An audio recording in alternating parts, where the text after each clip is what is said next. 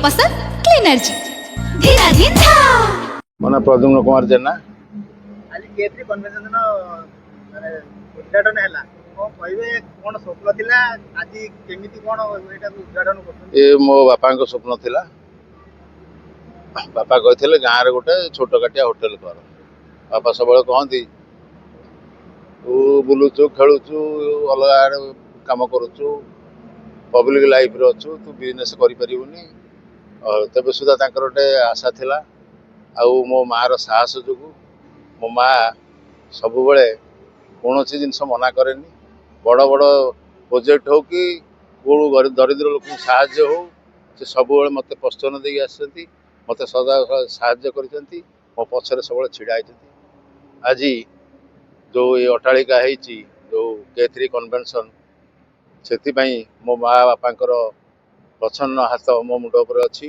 बापा एखा स्वर्ग तेरे सुधा से देखुवे से पु पारी आज करी निश्चय भविष्य एरिया आदि मुझे करे से मो बापा माँ को आशीर्वाद सब मो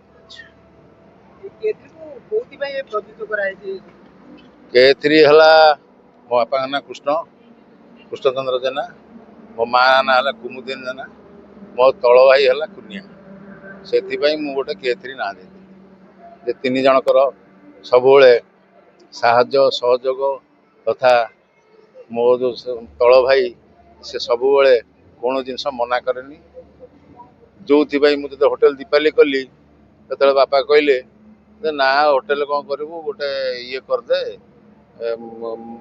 माने जो गोटे दुकान घर भाया करदे भड़ा देवु जहाँ पैसा आसो मो पारे पैसा पतर ना बंद करी तार से टाइम रे मो माँ आम कुनियार मोर जाऊँ बॉम्बे आम शाढ़ी दुकान रेडीमेड दुकान थी जाऊँ सांगे कहला माँ कहला तू करूनु कहीं बंद कर मो बापा कहले लोन आनिकी जार ब्लैक मनी थी से पार तू कौन पारू से जिनस किंतु माँ कहला तू कर देखा जा से जो उत्साह से जो प्रेरणा थिला मु लोन करी लोन सुझिकी आ गोटे होटेल कली साउथ सिटी तापर एठी एटा प्रथम स्टार्ट करथिली 18 मसीह कोविड जो प्रोजेक्ट बहुत डिले हला ता पूर्व मु K3 रेस्टोरेंट एंड ढाबा जो करी सेटा उद्घाटन करी एटा ए एरिया रो सर्वबृहत आउ पार्किंग सुविधा ठू आरंभ करी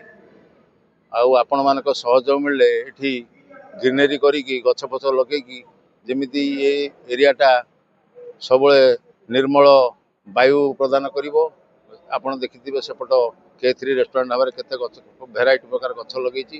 ଏଠି ବି ସେମିତି 1.5 ଏକର ଜାଗାରେ ଏଟା ହେଇଛି। ପାର୍କିଂର ସୁବ୍ୟବସ୍ଥା ଅଛି।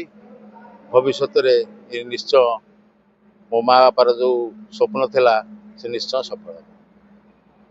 ପରିଚୟ ଦିଅନ୍ତୁ। ମୋ ନାଁ ଦୀପାଲି, ମୁଁ ଗୋଟେ ଜର୍ଣ୍ଣାଲିଷ୍ଟ। ଆଉ ମୋ ବାପାଙ୍କୁ ତ ଆପଣ ଜାଣିଛନ୍ତି, ସେ ହେଉଛନ୍ତି ବିଜନେସମ୍ୟାନ୍ ଆଉ ସମାଜସେବୀ। ତାଙ୍କ ପାଇଁ ଲୋକମାନେ ସବୁବେଳେ ଆଗ। ସେ ଲୋକଙ୍କ ପାଇଁ ଆଗ ଭାବିବେ, ତାପରେ ଭାବିବେ କି ହଁ ମୋ ଛୁଆ ପିଲା କ'ଣ କରିବେ, ସେଇଟା ସେ ପରେ। ଆଉ ସେ ସବୁବେଳେ ଶିଖେଇଛନ୍ତି କି ଆମେ ସବୁ ଭାରତୀୟ ସାଥି ସାଥିରେ ରହିବା, କେବେ କାହା ବିରୁଦ୍ଧରେ ହଉ କି କିଛି ଜିନିଷରେ ହିଂସାବାଦ। ବାପାଙ୍କର ସେଇଟା କେବେ ନାହିଁ କି ଆମକୁ ବି ସେଇଟା ସେ ଶିଖେଇ ନାହାନ୍ତି। ସବୁବେଳେ କହିଛନ୍ତି କି ତଳକୁ ମୁଣ୍ଡ ତଳକୁ କରି ଚାଲିବୁ। କେବେ ବାପା କୋଉ ଜିନିଷରେ ବି ମନା କରିନାହାନ୍ତି। ମୁଁ ଓଲଟା ତାଙ୍କୁ କହେ ଏଇଟା କାହିଁ କରୁଛ ସେଇଟା କାହିଁ କରୁଛ, କିନ୍ତୁ ବାପା ସବୁବେଳେ ବହୁତ ହେଡଷ୍ଟ୍ରଙ୍ଗ ମାନେ ଯୋଉଟା କରିବେ ମାନେ କରିବେ। କୋଭିଡ ଆସିଗଲା, ଏଇଠି ସବୁ ବନ୍ଦ ହେଇଗଲା, କିନ୍ତୁ ଏଇ କନଷ୍ଟ୍ରକ୍ସନ ବନ୍ଦ ହେଇନାହିଁ ଏଯାଏ। ଆଉ ଏଇ କନଭେନସନ ହଲରେ, ଏଇ ହାଇୱେରେ ଆପଣ ଦେଖିବେ କି କେତେଟା ଏମିତି କନଭେନସନ ହଲ କି ମ୍ୟାରେଜ ହଲ୍ସ ନଥିବ, ସବୁ ଯାକ ଭିତରେ ରୁହେ। ତ ଏଇଟା ଯେହେତୁ ରାସ୍ତା ପାଖରେ ଅଛି, ଲୋକମାନଙ୍କ ପାଇଁ ସୁବିଧା। ଗାଁ ଲୋକମାନେ କାହିଁକି ଦୂରକୁ ଯାଇକି କିଛି ବାହାଘର ହଉ, ତାଙ୍କର ସେରିମନି ହଉ କି ମ୍ୟାରେଜ ପାର୍ଟି ହଉ, କାହିଁକି ଦୂରକୁ ଯାଇ କରିବେ ବୋଲି ବାପା ସମସ୍ତଙ୍କ ଗାଁ ଲୋକଙ୍କ ପାଇଁ ଭାବିକି ଏଇ କନଭେନସନଟା କରିଛନ୍ତି। ଆଉ ଚାହୁଁଛନ୍ତି କି ସମସ୍ତେ ଯିଏ ବି ମାନେ ଏଇ ଆଖପାଖ ଏରିଆରେ ଯେତିକି ବି ଡେଭଲପମେଣ୍ଟ ତ ସବୁଆଡେ ହଉଛି। ଏବେ ତ ଖାଲି ଭୁବନେଶ୍ୱର କଟକରେ ନାହିଁ, ସବୁଆଡେ ଡେଭଲପମେଣ୍ଟ ଚାଲିଛି। ତ ବାପା ଚାହୁଁଛନ୍ତି କି ଏଇଠି ଯେତିକି ବି ଆମ ନିଜ ଲୋକ ଥାଆନ୍ତୁ କି ଆଖପାଖ ଲୋକ ଯୋଉମାନେ ଚାହୁଁଛନ୍ତି କି ଏଇଠି କିଛି ବି ଅର୍ଗାନାଇଜ କରିବା ପାଇଁ କି ଚାହୁଁଛନ୍ତି କି ପାର୍ଟି ହଉ, ଆସିକି ଏଇଠି ରହିପାରିବେ। ଏଇଠି ଆମର ରେଷ୍ଟୁରାଣ୍ଟ ଅଛି, ସେଇଠି ଆପଣ ଦେଖିବେ ଗଢିଆ ଅଛି, ସେଇଠି ବସିପାରିବେ, ସେଇଠି ଖାଇବା ପିଇବା ସବୁ ଆୟୋଜକ ଅଛି, ମତଲବ ସବୁ ଅର୍ଗାନାଇଜ ହେଇକି ଅଛି। ତ ଆପଣ ଚାହିଁଲେ ଏଇଟା ଗୋଟେ ତାଙ୍କର ବହୁତ ବଡ ଇନିସିଏଟିଭ। କାରଣ ଭୁବନେଶ୍ୱରରେ ତ ହୋଟେଲ ଅଛି ଆମର, ଭୁବନେଶ୍ୱରରେ ତ ବାପା ଅଲରେଡି ହୋଟେଲ ସବୁ କରି ରଖିଛନ୍ତି। ଗାଁ ଲୋକଙ୍କ ପାଇଁ ମନ୍ଦିରଟେ ବି ହେଇଛି, ଜଗନ୍ନାଥ ମନ୍ଦିର ଗାଁ ଲୋକଙ୍କ ପାଇଁ ହେଇଛି। ଆଉ ସେଟା ଗାଁ ଲୋକ ମାନଙ୍କର, ସେଟା ଆମର ନୁହେଁ। ଆଉ ଏଇଟା ବି ଲୋକମାନଙ୍କ ପାଇଁ, ଏଇଟା ବି ଆମର ନୁହେଁ। ତ ସେଇଟା ହିଁ ବସ୍ ମୁଁ କହିବାକୁ ଚାହିଁବି। ହଁ, ମୁଁ ଦିଲ୍ଲୀରୁ ଆସିଛି। ବାପା ମତେ ଫୋନ କଲେ, କହିଲେ କି ଆସେ ଟିକେଟ କାଟିକି। ମୁଁ କହିଲି କି ହଉ ଆସିବି, ଦେଖିବା କ'ଣ ହଉଛି। ତାପରେ ଆମେ ତ ଏତେ ବଡ ଆକାରରେ ହବ ବୋଲି ଆମେ ଭାବିନଥିଲୁ। ବାପା ଏତେ ଅର୍ଗାନାଇଜ, ଏକୁଟିଆ ସେ କହିବ ମୁଁ ୱାନ୍ ମ୍ୟାନ୍ ଆର୍ମି, ମତେ ଦରକାର ନେଇକି।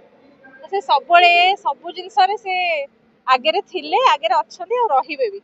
ଆଉ ଲୋକଙ୍କ ପାଇଁ ରହିବେ। ସେ ଆମ ଘର ବାଲା ଘର କ'ଣ ଖାଇବେ ପିଇବେ ସେଇଟା ନାହିଁ। ବାପା ଫାର୍ଷ୍ଟ ହଉଛନ୍ତି ଲୋକମାନେ କ'ଣ ଚାହୁଁଛନ୍ତି, ଲୋକମାନେ କେମିତି ରହିବେ, ସେଇଟା ତାଙ୍କର ସେଇ ଚିନ୍ତା।